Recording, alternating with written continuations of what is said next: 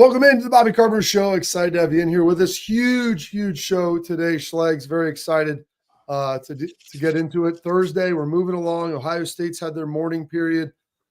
Big show. We're going to get your guy, Schlegs. Ben Stevens is going to join us, who I know you love, who is super knowledgeable. Get you a little chance to wet your beak on maybe some opportunities to win some cash this weekend. But first, off the top, we're welcoming my friend 𝗟𝗓𝗓 Fenton of Yahoo Sports and of SiriusXM. You can see her on Yahoo Sports Tuesday and Saturday nights, college football show with my guy, Mr. Fitz, and he is one of the best. So, 𝗟𝗓𝗓, thank you for coming on. Thank you for spending some time with us today. Excited to talk a little college football. Totally. Yeah, let's get it. This is one of the weekends that at the beginning of the season I circled as, like, if you're having a wedding, I'm not going. If you want to go to the pumpkin patch, too bad, so sad, like, we're not going. Like, this was the weekend that I think everyone had circled as the weekend that we very well could be deciding what happens in December and January in the college football playoff. So I had this weekend circled because Ohio State was on a bye week. I was hoping that they were going to beat Oregon, and then so this is your pumpkin patch weekend. Yeah, well, no. Here's the thing, 𝗟𝗓𝗓. I enjoy the fact that I can watch other college football games like unfettered. I don't have to worry about being tethered to like one specific game. So that makes it a little nice. It's a little more relaxing weekend for me. I can enjoy the games for what they ultimately are and not how they impact my team and the market that I work in. So what is the biggest game that you're looking at this weekend that you think could have maybe an elimination game per se for the college football playoff? I know it's early, but some of these teams, like if they lose, there'll be zero margin for error moving forward. There's two of them that stick out to me. One is the game. It's the biggest game of the weekend, and it's Georgia, Texas. I think this is the game that we all expected at the beginning of the season to be the game, but now it feels just a little bit different than maybe it did in July and August because Georgia has that loss to Alabama on their schedule. So this is the do or die game for Georgia. If they drop to 2 losses, well, now Georgia's fate is completely in the hands of what happens in that Alabama-Tennessee game. And then Georgia fans are left keeping their fingers crossed that LSU drops a couple of SEC games, which they have yet to do this season. Texas A&M drops a few SEC games, which they have yet to do this season. And this is a game that it feels like you look at every single, aspect, number, each side of the ball. Texas is just better. Texas is a better offensive line. Georgia's been banged up on the offensive line. Georgia inexplicably has had a really difficult time running the football. We've all grown accustomed to Georgia being RBU, one of the best rushing attacks in the country. They're averaging about 130 rushing yards per game. That's 13th in the SEC. Georgia, we've come accustomed to Georgia having the most stifling defensive front in all of college football. They've sacked the quarterback 11 times this season. That's 15th best in the SEC. And then obviously they've struggled to run the football as well. So overall, this Georgia team does a lot of really good things. I don't think that they do anything elite. Everything that Georgia is good at, I think Texas is just better. They have the best offensive line in the country, the best offense in the country, by the numbers, the best defense in the country. I think the only path to victory for Georgia here is if they're able to exploit Texas's secondary, which had questions going into this season, and they haven't really been tested. I mean, they've played Oklahoma, which frankly has become kind of like the laughing stock of the passing games of the SEC, Mississippi State, which is a team that's totally in transition, and then Michigan, which also comically cannot throw the football. So I think that's Georgia's path to victory here, but I think Georgia might be feeling a whole lot of pressure falling to 2 losses in the SEC, and even if Georgia does get to the college football playoff, they likely won't be hosting a playoff game, which is, I think, very strange and foreign territory in recent history for Georgia fans. Hey, we got 𝗟𝗓𝗓 Fenton. Follow her on Twitter, 𝗟𝗓𝗓 Fenton 1. I like how you just put the 1 there. You're also on IG. It's just 𝗟𝗓𝗓 Fenton was taken on Twitter. Yeah. It's like Isn't that crazy? A woman in London who has like 4 followers. And I'm like, come on. You could give it to me. Well, you wrote a great thing. I saw it on IG about potentially a 9-3 Georgia team not making the playoffs. Something to do with that could be LSU going to Arkansas this weekend. Arkansas beat Tennessee. Like, can they become like the giant slayer and just throw a wrench? And then also, who would be your 4 teams from the SEC that get in if Georgia's not one? Arkansas could totally be that team, but it's a question of which Arkansas team are we getting? Which Tailgate Green are Now, Taylor Green has been a little bit banged up. He's been day to day, so he could be playing in this game. He might not be playing in this game. That's a huge swing. Let's assume that Taylor Green is playing in this game. Are we going to get the Taylor Green that is, runs the football really well, that makes defenses miss, that, continues to hit receivers, hits Austin Armstrong, one of his best playmakers? Are we getting the Taylor Green that makes incredibly questionable decisions, that makes you think, like, what were you seeing? What are you doing? Anyone that's not familiar with this matchup, LSU Arkansas, it goes back as a very bitter rivalry. And over the past, I think, 3 or 4 years, this game has come down to a field goal. Even when LSU has been the better team the past 2 seasons, it's come down to a field goal. 2021, Arkansas wins it by a field goal. So I think Arkansas is going to be able to keep this game close because that's just kind of been the nature of this rivalry. That's been the nature of this LSU team. They haven't been able to do anything easily so far this season. They just kind of barely eked past the majority of the teams on their schedule. So I totally think Arkansas could be a giant slayer. And to your second question about Georgia, if they don't make the college football playoff, which 4 SEC teams get in? I think you feel really good about Texas getting in. If Alabama is able to get past Tennessee, then I think that gives them a really good chance of getting in. Don't look past Texas A&M. They're undefeated in the SEC. They absolutely, just kicked Missouri's butt a couple of weeks ago when Missouri came into College Station as a top 10 team in the country. And Texas has a pretty manageable schedule the rest of the way. They don't get Ole Miss. They don't get Alabama. They get LSU at home. I wouldn't be surprised to see Texas A&M kind of be one of those sleepers. And if Georgia doesn't get in, then we can assume that Tennessee probably beat Georgia in that matchup in a couple of weeks later in the season. So I would say Tennessee would probably be that 4th team that gets in.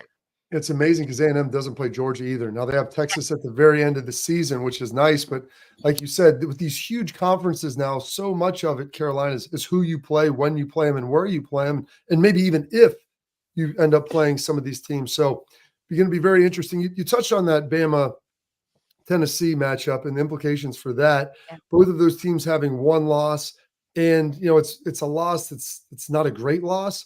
So a second loss could be catastrophic when you look at the rest of their schedule and thinking, how are they going to be able to navigate and just manage with only 2 losses the rest of the year and run the table? Who do you see having the advantage in that game? Yeah, neither of these teams have a great loss. Alabama's is probably worse at Vanderbilt, but a loss in Fayetteville against Arkansas isn't great for a Tennessee team that I think a majority of Tennessee fans and college football fans saw as a sleeper for the college football playoff. I like Alabama in this game. I understand that Neyland Stadium is a force multiplier, that in 2022, Tennessee beat Alabama, and it was an incredibly close game, and Neyland Stadium could have been the difference in a win and a loss in that game. But I look at these 2 teams, and they're 2 offenses that are inexplicably struggling. Like, how does a Josh Heupel offense with this young quarterback in Nico Iamaleava that was promised to be the next coming of Peyton Manning struggling to put up 200 passing yards against SEC defenses? It's crazy to me that the run game and the defense has been what's been carrying this Tennessee team. And then you look at Alabama. At the beginning of the season, I looked at Justice Haynes, Jam Miller, and then Jalen Milroe in the run game. And I thought this run game is going to be impossible to stop. Like, if I'm a defensive coordinator, frankly, I don't know who I'm going to have to pay attention to or what I'm going to do to stop this offense. But Alabama's been kind of average running the football. They're smack dab in the middle of the SEC in rush offense. They ran the ball 84 yards against Vanderbilt, just over 100 against South Carolina. And look, South Carolina's got a good defensive front, but not that good. Not good enough to be holding Alabama to less than 4 yards per carry. Now you're going up against a Tennessee defensive line that's been the biggest strength of this team. But I think ultimately it comes down to, okay, so Tennessee's offense has been struggling a bit. Alabama's defense has been struggling mightily. Obviously, they lost to Vanderbilt, came down to the wire against South Carolina. But who do I trust more? Nico Iamaleava to make big plays against an Alabama defense that we've seen play really well, at least a half against Georgia, really well against Wisconsin? Or do I trust Jalen Milroe to make enough big plays and to make this untested kind of questionable Tennessee secondary miss? Frankly, I'll take Jalen Milroe and what he has done and what he can do versus what Nico Iamaleava has yet to prove against an SEC defense. I think it's going to be a great game. I think it's going to be close, but I like Alabama in this one. All right, I'm gonna shift gears because we're in Ohio. We're in the Midwest. So what is the perception now? 1 point loss on the road, Ohio State. They only dropped to 4. It was a matchup game, 2 versus 3. What's everybody saying about the Buckeyes out there in college football? I think everyone still views Ohio State not just as a playoff contender, but as a national championship contender. Exactly. And maybe that's this sense of Ohio State inevitability. And I promise I'm not just stroking your egos or the egos of all of your listeners. But if you play that Ohio State-Oregon game 10 times, I think it's 50-50. It comes down to really bad decision-making from Will Howard in a have-to-have-it moment, and he made a massive mistake, and that was the difference in that game. I think Oregon's a really good football team. I see both of these teams as college football playoff contenders. If Ohio State can get past Penn State, which I think they can later on in this season, Ohio State's in the playoff, and I think they're in the playoff easy. Ohio State's a really good, a really complete football team. So I think everyone's still looking at Ohio State like, dang, that loss sucks. That loss hurts, but they're still one of the best teams in the country. So here's the thing, Caroline, like everybody was worried, me included. Yeah. More playoff, that's better. More games, that sounds good. But no one wanted college football to lose their fastball, which to me, their fastball was every game really matters.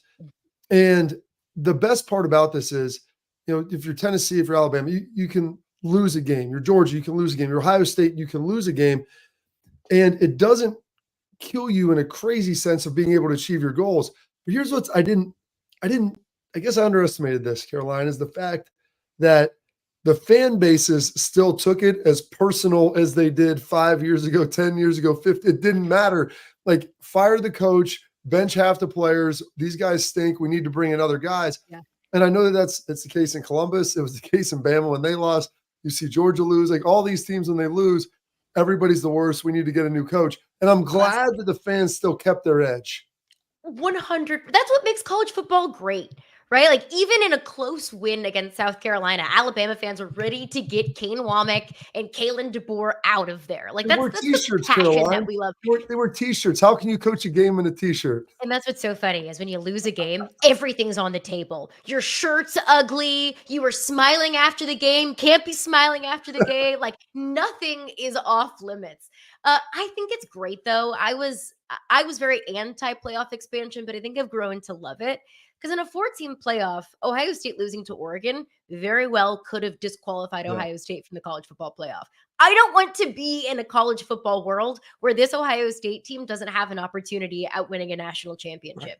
Right. I think it actually makes every regular season game matter even more.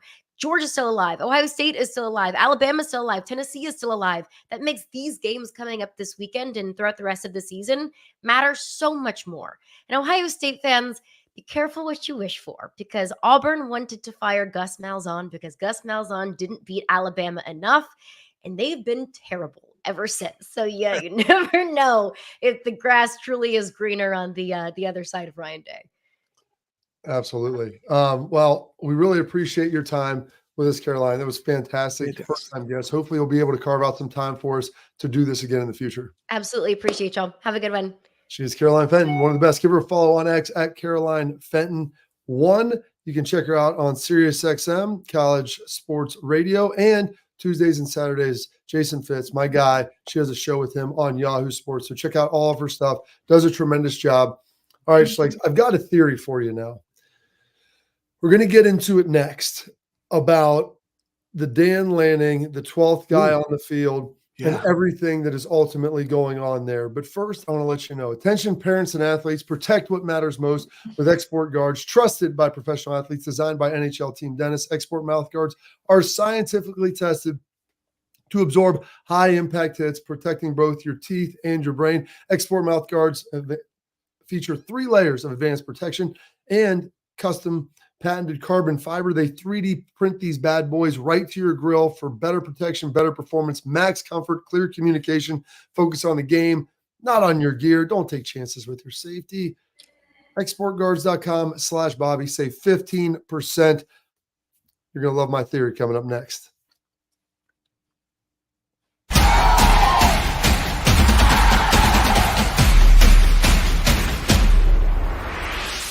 We were called soft last year. You don't want to be soft, especially when you come to the playoffs. So that's going to be a process throughout this season of establishing us as a harder team here in the. I'm Garage Beer, and this is Bobby Carpenter. Garage beer. Beer flavored beer. Beef with an F? Okay, my bad. It's crisp and cool, and it doesn't taste like. I'm Bobby Carpenter. I drink in garages because my wife says I don't belong inside. If you like a cold breeze on your bag, drink Garage Beer. It's American, and so can you. Garage Beer. Beer flavored beer. I don't buy into this nonsense, this conspiracy nonsense that he's got his money and he's dogging it. That's ridiculous.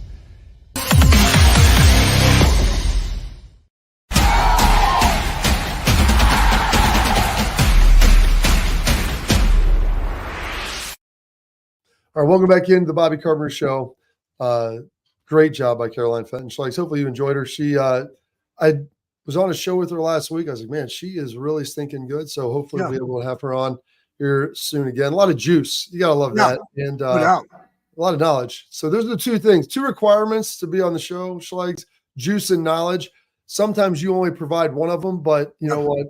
We'll take the other one in spades when you can give it.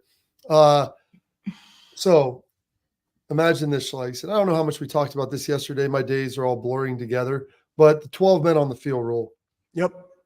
Dan Lanning, going to throw that up. They're going to make a change in this. And Nicole Auerbach reported this. A bunch of people did as well. But they're going to basically make the change where if you put a 12th player on participating and not actively trying to get off the field, the team will then have the opportunity that has been offended, will be able to choose whether it's a dead ball or they want the time to run off. Now, it'll still be a 5-yard penalty, but you'll get a free 5 yards plus the time on the clock if that's inside of 2 minutes. And so everyone's calling Dan Lanning a genius. You know, he circumvented the rules. And Schlegs, I finally beat you into submission yesterday about it. I guess they can't change it formally from a 5 to a 15, and maybe they do that, maybe they don't. I guess that has to come with more of a vote and a more of a formal process here after the season. But I have a philosophy on this, and I told you yesterday, like when you're trying to circumvent the rules and finding ways to like cheat the system, you know, whether that's Lane Kiffin with the guys laying lame on the field, throwing a 12th guy on there after the timeout. And I said this, Schlegs, why not? They could have just blitzed the corner. Free rusher at the quarterback, guy steps in right before the play. Maybe two guys step in. It's not 5 yards per player. And then you've got an unabated rusher to the quarterback. Maybe you hit the quarterback, knock him out for the season. Like there's player safety elements to it. There's a reason why both teams play with 11. Could the counts work, the protections, the coverages? It's really, really hard to be able to do that if you obviously don't know how many guys they're going to have. So they're going to change this. So people push back on me. Oh, it's gamesmanship. It's this and it's that. I said, no, this is the integrity of the game. And the reason why, number one, the player safety, the completely unfair advantage that it had, and like the ethical nature of it and the morality of it, how that comes into play. But I said the people that are supporting this, Schlegs, and then I got some crickets when I responded with this on social media, is the people that probably support this rule are the same people that don't put their support what Dan Lanning did, are people who don't put their shopping carts away. I knew it. You're always looking for the easy way out, okay? Instead of doing it the right way. And heck, like I said, I wouldn't care if they said, you know what, we're going to try to tackle J.J. Smith. And we're going to see if we can maybe they won't call it. And that's good. I mean, that's fine. That's good. But you're not doing anything to like intentionally subvert the rule. Buckeyes. Your thoughts? Buckeyes. Well, Rocky IV, there's a great song in there when he hops in the Lamborghini and he plays it and he's like looking back, flashback and from the Russian, and there is no easy way out. You know, that's a great song. You guys should all listen to it. 2, I love your analogy with the shopping cart. 3, I also heard Urban on there talking about playing chess, not checkers. he's been playing checkers his whole life, and Dan Lanning's playing chess. To your point, though, Bob, I go back and look at this, and I'm definitely not an excuse maker for Ohio State football. There were so many things in that game that transpired to us losing that game outside of that one. Now, does it matter? 100%. Could the call have been different to have something inside? Because you do, again, with a timeout, you got the full field to work with. You don't have to hit just the sideline. They had a bunch to the right, JJ to the left, and you could have ran something in the middle just to get those yards, okay? So we look at the whole totality of it. I'm not going to say right, wrong, or indifferent. I do like the fact, though, that they're making a rule change very, very quickly because it does interrupt the flow of the game. Now you get 5 more yards. You still have a timeout. You put back 11 or 12 seconds on the clock. You got the entire field to cover outside of the out of bounds, and you go, you dump it down, you kick a field goal. And again, what we see with college football, it's still a chance with the kickers. Like, these dudes aren't out there making 60-yarders, but at least it gives you a chance. So I just like the fact that they changed the rule and they're addressing the rule because under 2 minutes, this is significant. So Pat threw up in the chat here, and it's a very important point. You know, they said the Niners under Jim Harbaugh in 2012 tackled all the eligible receivers. So you got like holding because the ball wasn't in the air yet, and you got a 5-yard penalty, but time ran out. That's within the bounds. Like, you can avoid that. Someone pointed out Bill Belichick and some of the stuff he's done. I'm like, yeah, you're able to do that. That's games. You're not adding players onto the field. And then I'll never forget, Schlegel, when Mike Vrabel got Bill at his own game. Tennessee. So inside of 2 minutes, if you get a delay of game, the clock will stop. Outside of 2 minutes, they restart the play clock, I believe. Or, they restart the clock, I think. And Bill had already used all his timeouts. It was like a 10-point game. They thought they were punting, and they're going to have the 2-minute warning.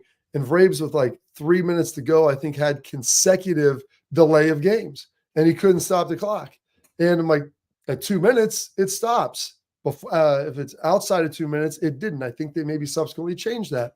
But that also wasn't like gaining a crazy advantage. Like, that's just utilizing the clock situation to your advantage. You weren't adding players. And anytime you add guys on the field, there's a safety element that's involved because there's a count. There's a reason why you go 11 on 11. All right. So, that was to point out with Pat. That was Brady's last game. It was as a Patriot. Last game as a Patriot as well. And I think Brady threw an interception in his last game as a Patriot, if I'm not mistaken, as well. Yep, pick six. Look at my guy. Look at our guy. Look at our guy. This is how Tom is going to end 6 Super Bowls in New England, throwing a freaking pick 6. That's neither here nor there. But that's all the time we got right here. I want to get into that. We've got our headlines coming up next. We got tailgate talk with some more questions, Schlegel. That question, the comments, it gets smoking hot here after a loss and on a bye week. So we'll get our headlines coming up next. Tailgate talk after that. Then Ben Stevens will be here in a moment. But headlines coming up next.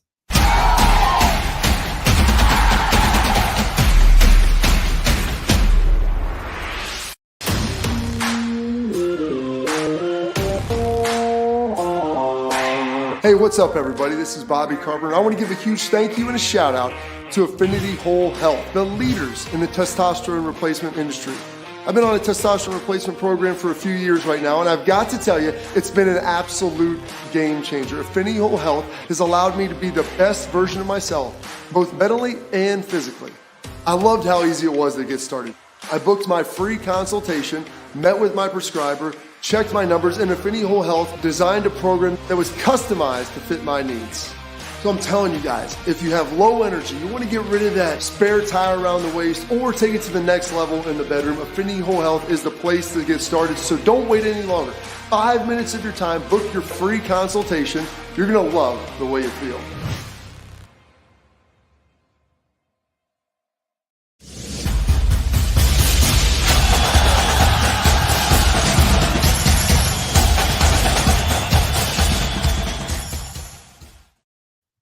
All right, Schlegel, here are our headlines brought to you by our friends over at Affinity Whole Health. They offer personalized treatment programs to help you feel better. So whatever you're suffering with, like it might be weight loss, maybe it's muscle loss, maybe sleep loss, all these, maybe you just don't feel the same. You want to get back to feeling good like you did in your youth.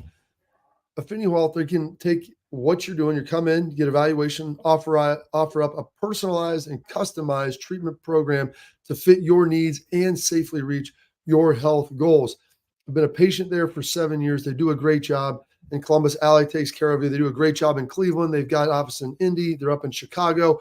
And you can have them mailed the stuff right to your house. You can administer your treatments directly at home, saving time and allowing you to go on with your life. But there's only one way to do it.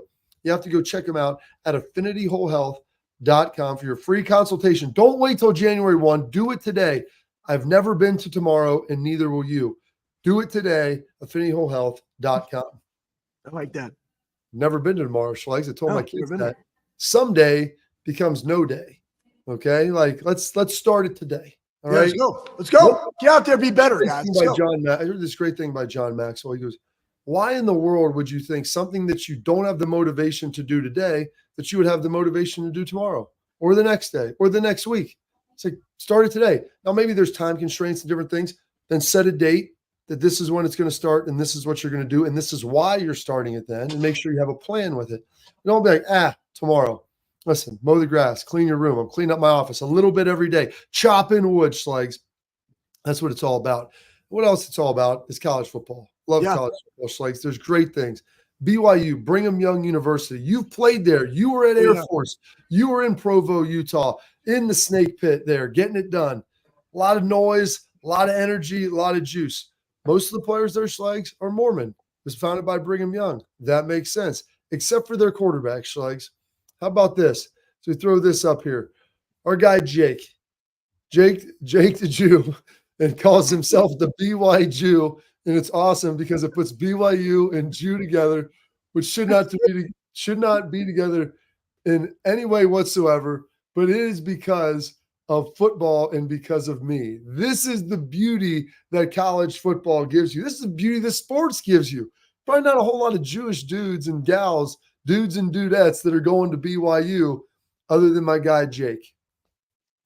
It just shows the microcosm that is college football, but the locker room, right? The one thing that guys miss the most is just being around other guys. Well, you love the showers, Bob, and giving other people golden showers in there, I might add. But you know, this is what college football is all about. I love the fact that he's embraced this. They've embraced him. And I vividly remember playing in BYU. I played the entire second half my freshman year. And again, he's doing circumcisions all around, Schlegs. This was 2001. And I just remember when I was going out there, I mean, like the volleyball team looked really nice in the stands. The setting was absolutely beautiful. And we got our face kicked in like 63-35, like something like that. But I had a great second half of football. The game was out of reach by the time I got in, but it set me up because I started the following week. So I digress. I just love that he's embraced this, that BYU has embraced him. And this is what college sports and sports in general are all about. The locker room, the guys and gals on the field. It is like very rarely, and you've talked about this, and like that's whether you're a coach or a player, people coming together from like these crazy, wild, diverse backgrounds.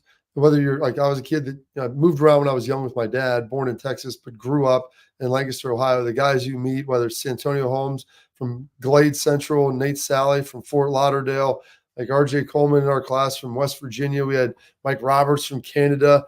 We didn't have a ton of California guys then, but then get to the NFL, meet a lot of polys from California and from the islands.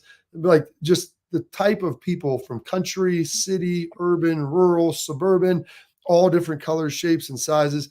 Man, it is an awesome experience. And so now we're just throwing creeds in there because I don't think people truly realize, how much different that is and what that is ultimately like. I want to throw one other thing in here because I heard a lot of people have been throwing, the shade at Ryan Day and saying he should be fired, can't win big games. Like we brought up the fact that Kirby Smart's 1-7 against Alabama.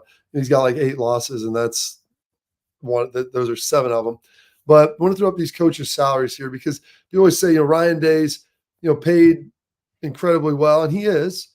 But I always want to say, like, maybe even though someone's paid a lot, you might still be ultimately, Schlegs, getting a bargain for what you're getting. So correct me if I'm wrong, I believe Ohio State is ranked 4th in the coaches poll, correct? Or in the AP poll, right?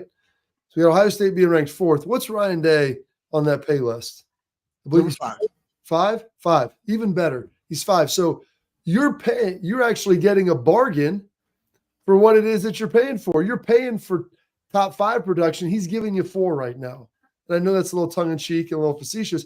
You could be USC that's paying Lincoln Riley, who I believe is the 3rd highest coach on that list, 4th, and he's giving you 3 losses through 6 games. So that's not something that you're really enjoying. Dabo Swinney, 8-13 too. Absolutely. Sark's number 1. Texas, you're feeling good about that. Hey, underpaid. Kirby got a loss already. Mike Norvell, probably a little bit. Kalen DeBoer, they're already trying to string him up and drag him out of there. So it's like we look at this and kind of see where everybody's at and see where they're hitting. Yeah, Ryan Day's compensated really well. He's a head coach at a prominent university. And I just want to remember everybody, like there's a lot of guys that are paid really well who have lost some games this year, lost big games. So I feel good about where they're at. I feel good about the Buckeyes moving forward. I trust Schlegel that they'll be able to get this thing all corrected and meandered back to where it needs to be.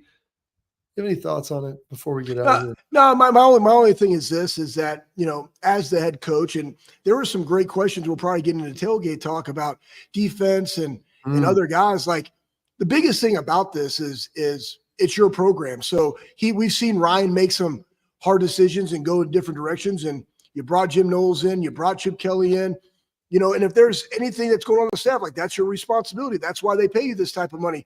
But again, I'm with you, Bob. I feel completely confident that he's going to get things done, get things squared away, and they're gonna continue to get better. They have this week, and then boom, we're going to see what they look like when they go against Nebraska, but more importantly, when they go on the road to Penn State. All right, tailgate talk brought to you by Real Truck. The questions that you've been firing at us, we're going to keep diving into them here next on the Bobby Carpenter Show.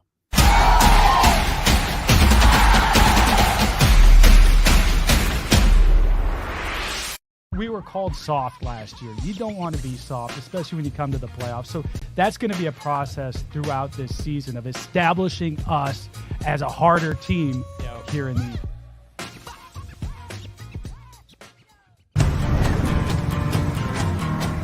Building a home for the people who are worth it. Stepping out, throwing in a line, and dropping the tailgate for a picnic.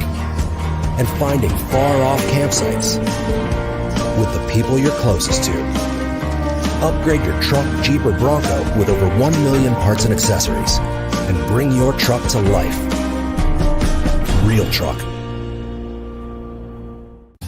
I don't buy into this nonsense, this conspiracy nonsense that he's got his money and he's dogging it. That's ridiculous.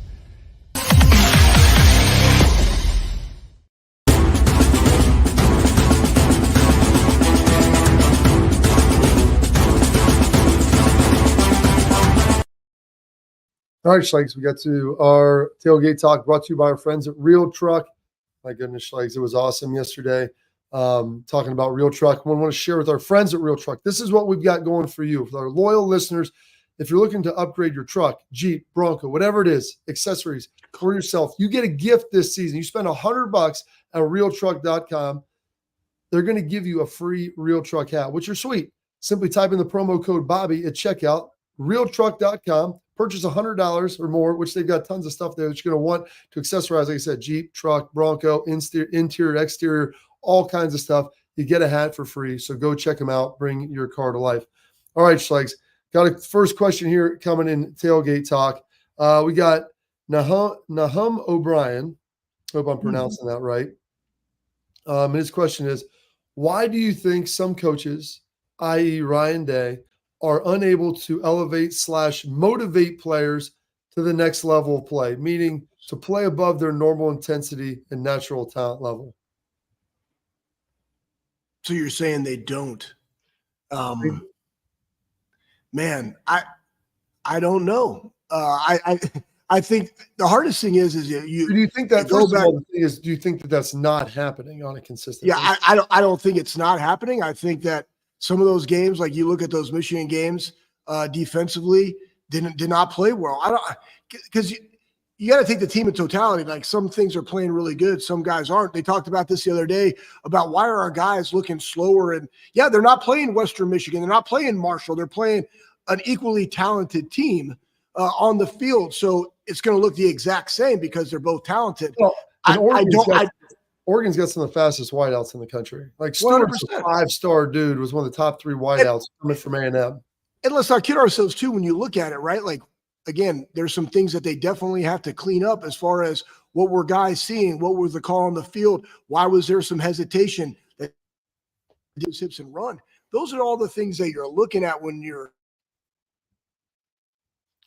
they're not up for the game, they're this or that. I look, how do guys play? How do guys play and finish? Like, how do they start? How do they finish? And the number one thing is they want to see them playing really hard. And guess what? I think our guys played really hard. That would mean that they're up for the challenge of it. So in that game, Oregon won the football game. That's how I look at it. So this is one that's kind of been asked in a multitude of ways. We'll get the one from Justin Jean. Good question coming. I'd really like to know more about the philosophy on player rotations.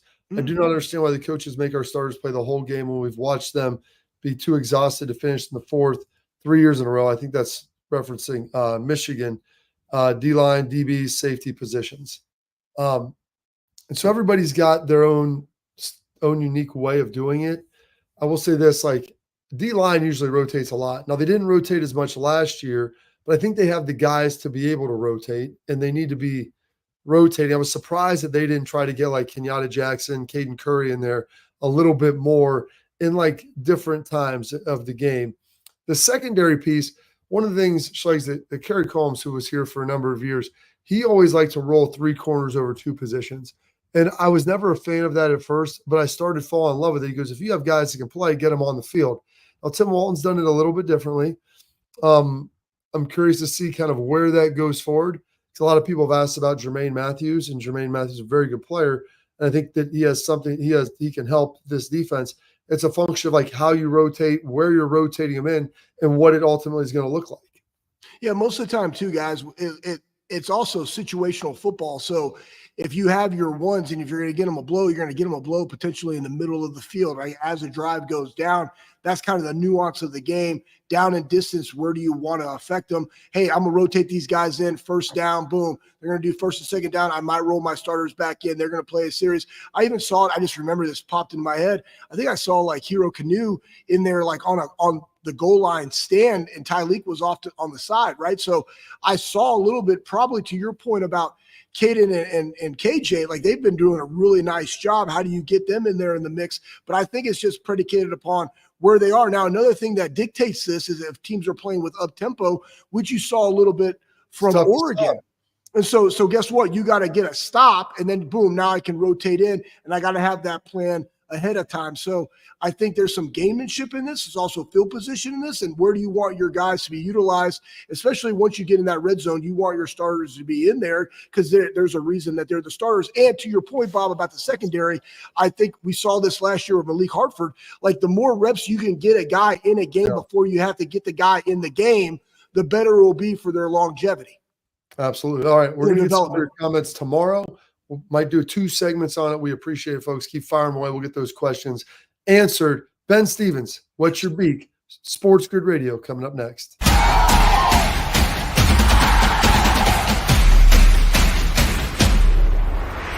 We were called soft last year. You don't want to be soft, especially when you come to the playoffs. So that's going to be a process throughout this season of establishing us as a harder team here in the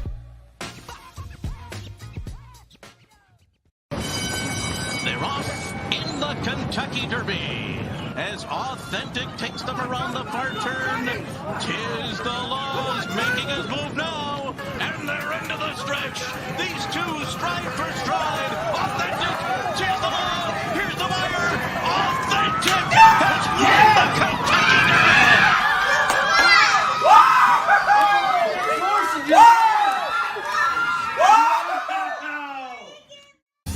I don't buy into this nonsense, this conspiracy nonsense that he's got his money and he's dogging it. That's ridiculous.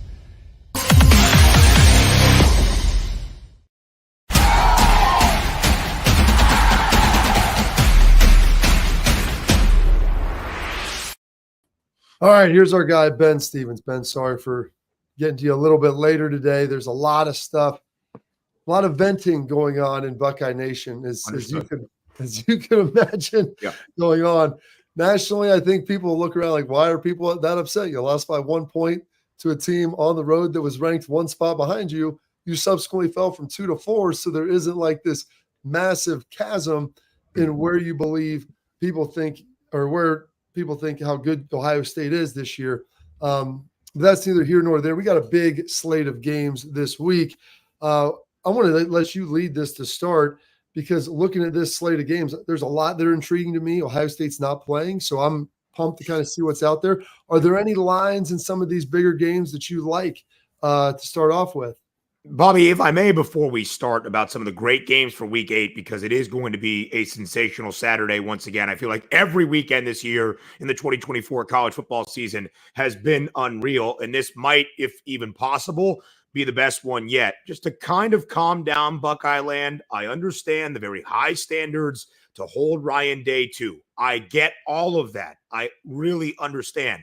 I will just say, from the odds perspective, right, and these implied probabilities are often what is used for college football playoff chances in the ESPN Football Power Index. If you think it's a wonky formula, it's the very thing the committee uses, because ESPN is the television partner for the college football playoff. So the odds perspective, those implied probabilities and chances to win the Big Ten, to reach the college football playoff, to win a national championship, I do think tell a tale. Ohio State, still the second best number to win a national championship at plus 450, only $1 behind Texas, the number 1 team in the country. The Buckeyes still minus 460, a heavy favorite to at least earn a spot in the college football playoff. So not all is lost, and that's the beauty and why this season has been so great in 2024, despite the disappointing end there, of course, against Oregon. Bobby, so many great spots this weekend, so many impactful football games that we will see. A significant Saturday in the SEC. We'll talk the top 5 tilt in Austin. We'll talk the third Saturday in October on Rocky Top once again. One that I really look to, obviously, you know, my Big Ten bias, it's Nebraska and Indiana in Bloomington. Full touchdown spread in favor of the Hoosiers. IU and Kirk Cignetti, he just keeps winning football games. Google him. You know how things go. They are a perfect 6-0 for the first time since 1967. 57 years that he reversed in about 5 to 6 weeks. And to see this spread at a full touchdown in favor of Indiana is interesting. It speaks to how prolific the Hoosiers have been, and not just offensively. They've been creating some havoc on the defensive side as well. Mekhi Kamara, one of the best edge rushers, defensive linemen you will see in not just the Big Ten, but all of the country. But Nebraska in this spot as an underdog. Oftentimes the Huskers, when needing to match expectation, have fallen short, like we saw against Illinois. But getting a full touchdown for a great defensive team, and I mean elite defensively, feels like a large number. It's my favorite game of the Saturday slate. And you're amazing. I was going to ask you that when we got to the Big Ten. So now I'm going to go into Alabama, Tennessee, and your thoughts of that game, because it's been a rivalry.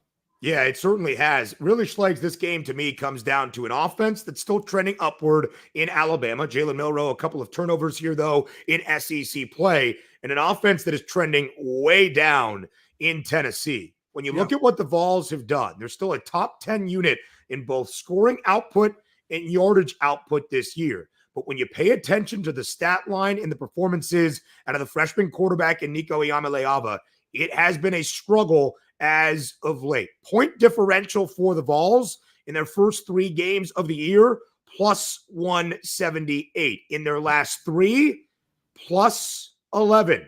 Not great for Tennessee playing in more competitive football games. Now, the Vols defense is very good, and I would give them the edge over a Crimson Tide defense that is 4th worst in the SEC in yardage allowed, 5th worst in points given up, unheard of under Nick Saban. Just the last 5 years for a small sample size. Alabama, a top 3 scoring defense in the SEC each and every season.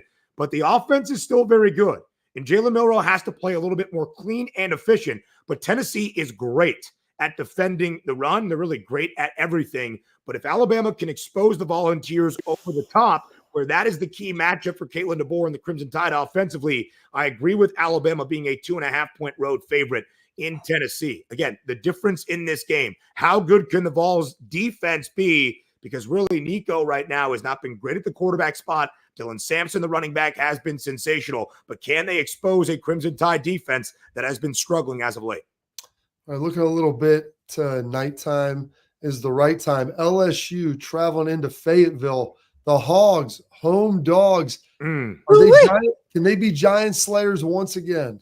You know, it's really interesting, Bobby. It feels like one of those spots where the market is telling you it's all Arkansas. This is less than 3.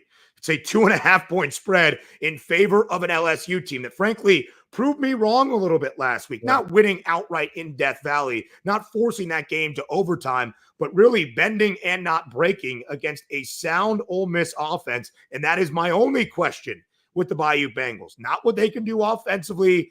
Garrett Nussmeier and Kyron Lacey and Aaron Anderson and that prolific passing attack. A couple of questions about the ground game for Caden Durham and LSU at this moment behind what we all expected to be one of the best offensive lines in the country.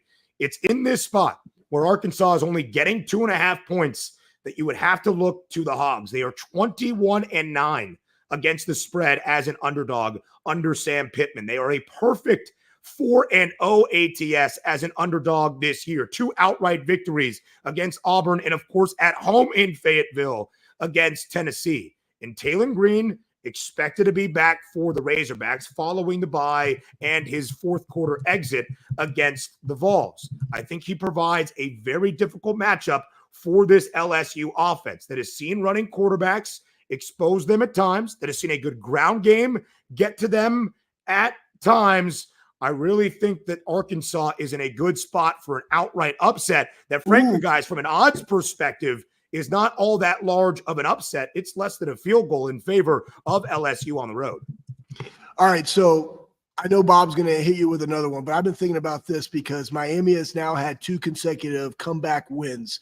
You're going on the road in Louisville. They're finally 6-0, first time since 2017. What are you thinking about this game? Yeah, shorter spread, Schlegs, than I imagined it would be. Only 4.5 points. We'll talk about the spoiler makers, or at least we'll see the potential of a spoiler maker on Friday night for Purdue against number 2 Oregon. But a lot of that spoiler maker magic has left West Lafayette with Jeff Braun. Louisville only a dog twice, though, in his year and a half now as the head coach of the Cards, both against Notre Dame. Won outright last year, missed out on a cover by a hook this year in South Bend. Louisville has been an interesting team. Last year, it was all on the ground. Jawar Jordan, Isaac Garendo, they were great, and Jack Plummer was playing pretty efficient quarterbacking. This year, they've been trying to find it a little bit, I would say, in terms of who that lead back is. We expected the Miami transfer, Donald Chaney, to take over. It's actually been more Isaac Brown, the freshman, for this Louisville offense. But a great quarterback matchup. And I mean on both sides. Of course, Cam Ward has been prolific. 304 yards in all 6 games for the Canes this year. But Tyler Shuck ain't bad for Louisville either. If the Cardinals play clean football, I think they provide a really sound test for Miami that I think is in for it. And where the Hurricanes have been exposed as of late is being a little bit helter-skelter. And the defense allowing some regression after those first 4 games for Miami. I don't love the side in this at 4.5. One of those kind of janky numbers for a college football game, but I do think Louisville is live to at least keep this game close for a good majority deep into the fourth quarter. All right, the premier game in the SEC and a game that could put Georgia up against it with Kirby Smart heading to Austin to take on the Texas Longhorns. I'm seeing about a 5-point spread.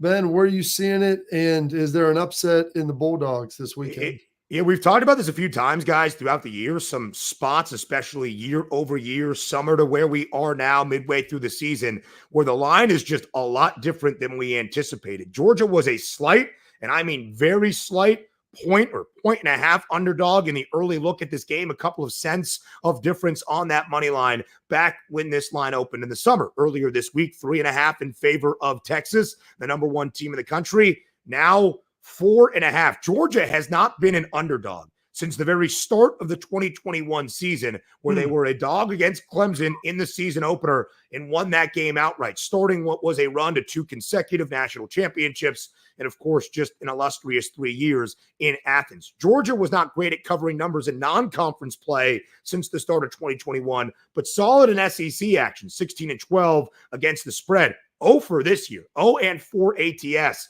in SEC games. And this, of course, is that a top 5 tilt in Austin for the first time in nearly 2 decades. Here's the difference in this game. I think we might see some points. Total would reflect 2 great defenses. There's 1 elite defense, and it's not Kirby's Dogs at this moment. Smile Munden, not back just yet, an anchor of that defense in the linebacking core.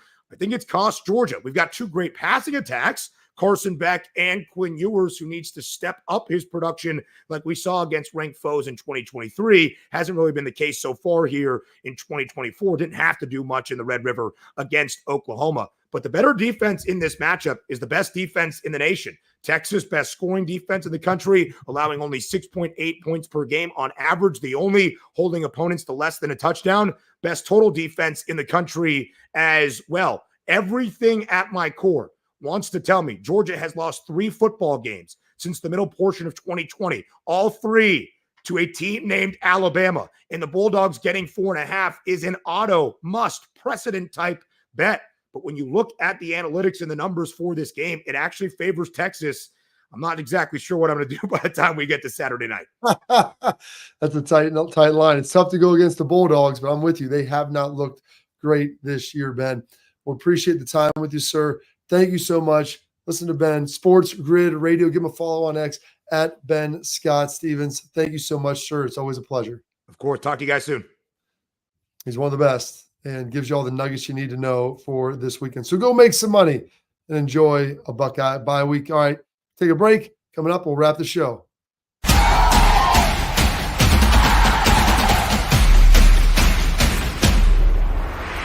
Well, how do they know I'm doing this? Did somebody leak this out? It's social media. Oh. That's the way social media works now. I thought maybe you were just running that yap.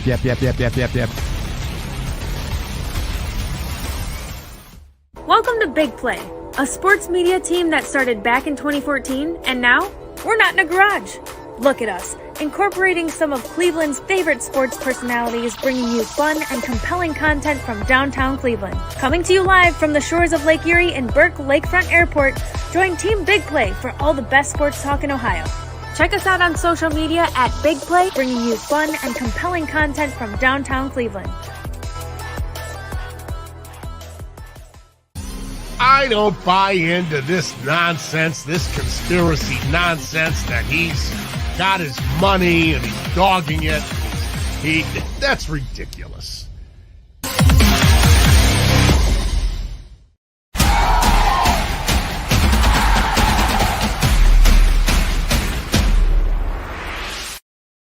All right, Schlegel. Ben Scott Stevens was tremendous as always. Heading into a nice little Friday. What are your parting thoughts on Thursday? Parting thoughts on Thursday. Yeah, you know what? You got a big weekend here. You got the Quarter Horse Congress still going on till October 27th. And you got the Pumpkin Show in Round Town. Yep. Go out there and check it out. When I was driving home, I saw the Ferris wheel out there. Go check it out. Because they got that giant steer up on front of the fairgrounds there in Pickaway County. Boom. Right there off 22, Schlegels. I've been there many a times. Well, thank you for today. Folks, tune in tomorrow. We got a big Friday leading into the weekend. Should be a fun one. Stay locked in here on the Bobby Carpenter Show.